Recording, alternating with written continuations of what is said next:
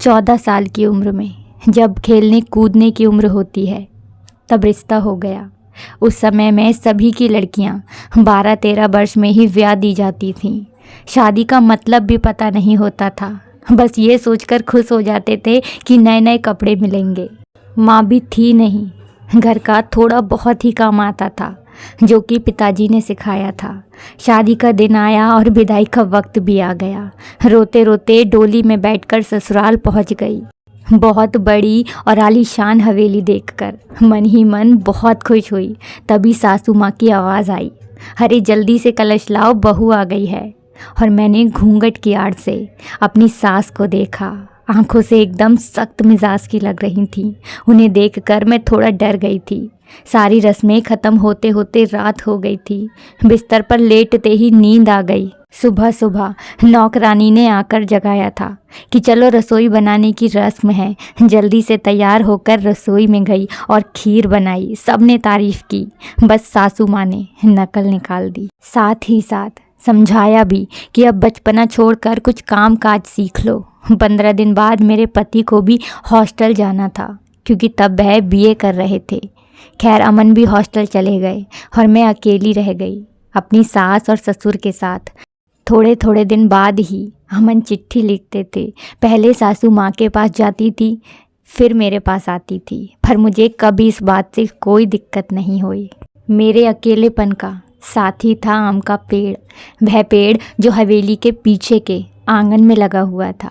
उस आम के पेड़ के नीचे एक कच्ची मिट्टी का कमरा भी बना हुआ था, पर वो पेड़ फल नहीं देता था, इसलिए सारे हवेली वाले उस पेड़ को बांझ कहते थे।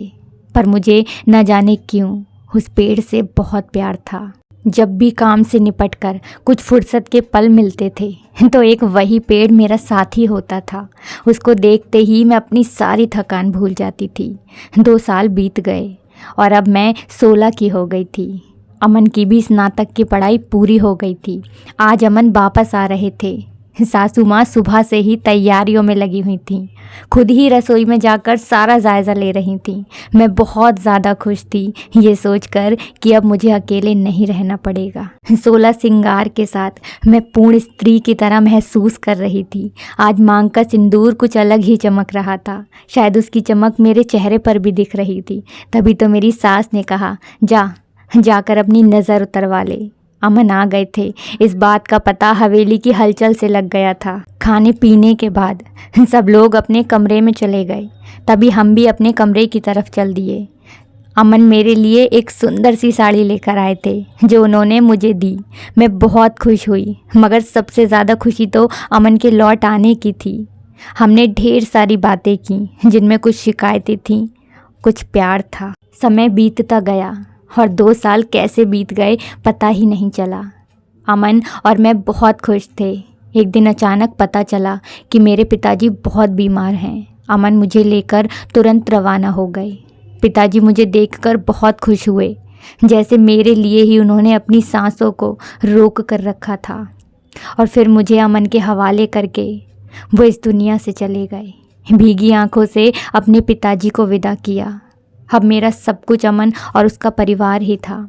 समय बीतता गया और अमन ने अपनी लॉ की पढ़ाई भी पूरी कर ली थी और अब वो एक सरकारी वकील कहलाने लगे थे। पर भगवान ने मुझे अभी संतान सुख नहीं दिया था। तभी तो सासू माँ दबी जुबान में बोलती थी, पर धीरे धीरे उन्होंने अपना रुख कड़ा कर लिया। अमन बहुत व्यस्त रहते थे अपने काम से और मैं सारा दिन अपने काम में, और मेरी सास सारा दिन मेरे पीछे पड़ी रहती थी। धीरे धीरे पूरे गांव में ये बात फैल जाती है कि हवेली की बहू बांझ है। ये शब्द मुझे तीर की तरह चुभता था, पर चाहकर भी कुछ नहीं कह सकती थी। बस आंसुओं से भरी आंखों को किसी तरह सबसे छुपाने की कोशिश करती थी।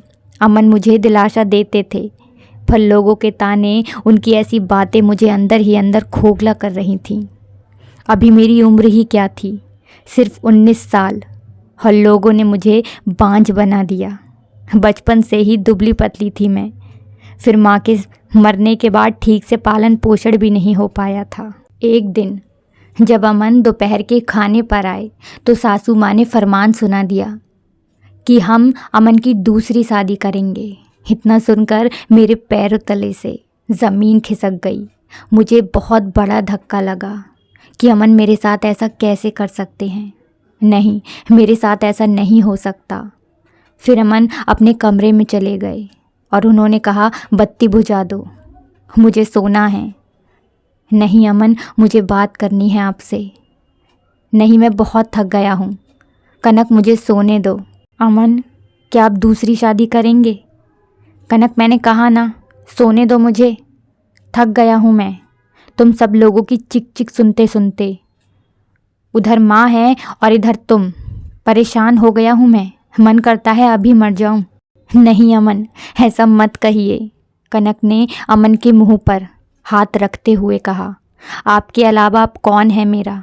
कनक करवट लेकर सारी रात आंसू बहाती रही और सुबह उठी तो एक टूटी हुई औरत बनकर, जो मजबूर होकर हर चीज़ से समझौता कर लेती है।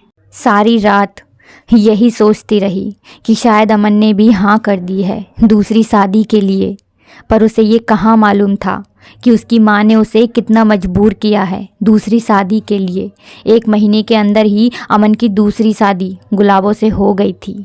गुलाबो अमन की माँ की दूर की रिश्तेदार की बेटी थी। गुलाबो अमन के माँ की दूर की रिश्तेदार की बेटी है। कनक, अपना सामान उस पीछे वाले कमरे में रख ले।